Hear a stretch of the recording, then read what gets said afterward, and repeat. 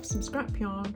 I'm just working with pink today to show you the half granny square, and obviously working with the 4.5mm hook, which is the one we use for the project.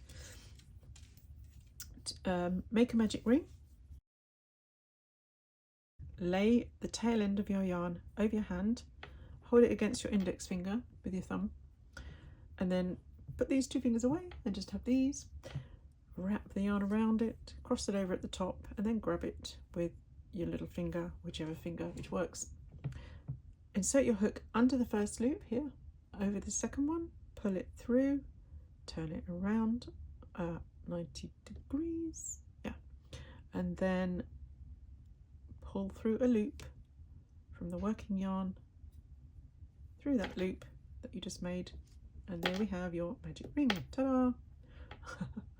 I love magic rings, they're so easy. They're just so much easier to do than chaining into a stitch, working into a stitch or something, but really does depend on the project. But anyway, I love magic rings, they're great. And I tend to work with a smaller loop rather than a big floppy ring. I just find it easier to grab hold of and, you know, see what I'm doing. Okay, so to start the half granny square, we're going to chain 3, which is counts as your first stitch, which in this case is a UK treble. If you're working in US terms, it's a double crochet, but for this video I'm going to work in UK terms. And then we do an extra chain, which counts as a chain 1. So in total you're starting with 4 chains. Next, work 3 trebles into your ring, going over both threads of the ring.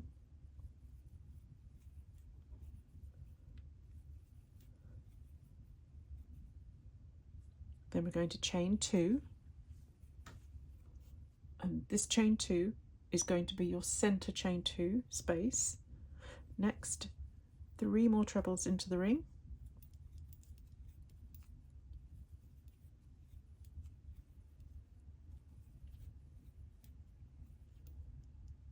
then work a chain 1, and then 1 more treble into the ring, and that is how it looks.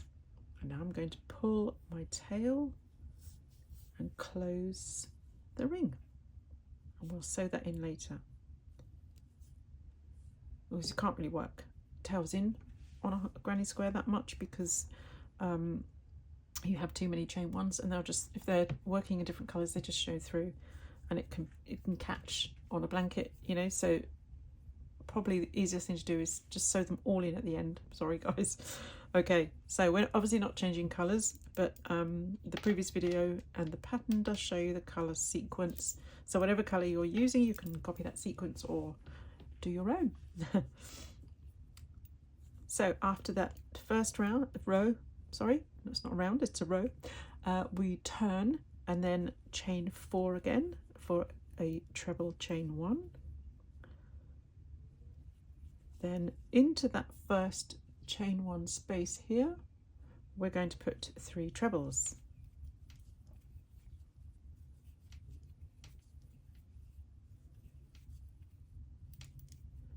Then we're going to put a chain 1, and into the center chain 2 space we're going to work 3 trebles, a chain 2, which again will be your next chain 2 space, and 3 trebles.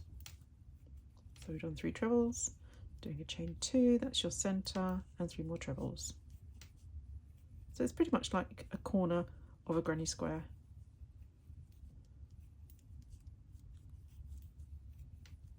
Then we're going to work chain 1, and we're skipping the 3 here and working 3 trebles into the next chain 1 space. I didn't say skip in the first row because I'm just assuming it's implied when I say to work into the next chain 1 space that you do skip. Maybe it's not. Be interested to know in the comments if people like to see it written in a pattern in a granny square particular stitch to skip the 3 stitches, or just by knowing that saying put your next 3 stitches into the next chain space. For most people, what do you prefer? I'd love to know. Anyway, so into the last chain 1 space we've put 3 trebles, another chain 1 and another treble, and that is row 2. So row 2 consists of a chain 3 plus the 1, so it's chain 4 equals the treble chain 1. We've put in 3 trebles into the first chain 1 space, chain 1, skip those 3, and then we're putting 3 trebles, chain 2, 3 trebles into the chain 2 space, all into the chain 2 space, chain 1, skipping these 3 here, and then into the last chain 1 space we're putting 3 trebles, a chain 1 and a further treble. Now that is the repeat for the granny square all the way through, just changing when you need to. So then we have a total of 1, 2, 3, 4, 5, 6, 7, 8, 9, 10 rows in entirety, and the last row should be an accent row. There we go. So I'll just do one more row for you, and then you just repeat every row after that. Repeat this row rather, every row for 10 rows. You can follow along with me with this one. I'll just finish this one. Don't forget we're using a 4.5mm hook to create this half granny square, so do make sure you have the right hook. If you're using Bellissimo 8 merino, that is, or you have the right hook. If your yarn says use a 4mm hook or a 5mm hook, go up half a size. It just gives the blanket that little extra softness. Or if you're a very tight crocheter, definitely go up half a size. And if you still find you're working tightly, then go up another half size. Just do a swatch, see how it works for you. So working the second side of this third row,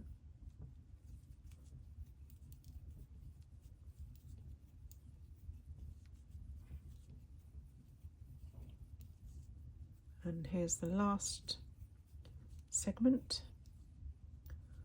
which is working into the last chain 1 space.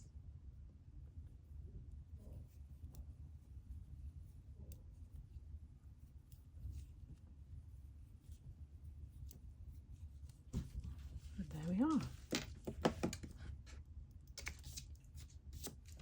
So continue to repeat row 2 all the way up to row 10, at which time it will look like, ta-da! That's what it looks like. So that's it, but yours will obviously look like that. But that's how you do it. You just continue to repeat row 2 all the way until you get to row 10. It's actually quite nice. There we are. You just need to make 4 of these now.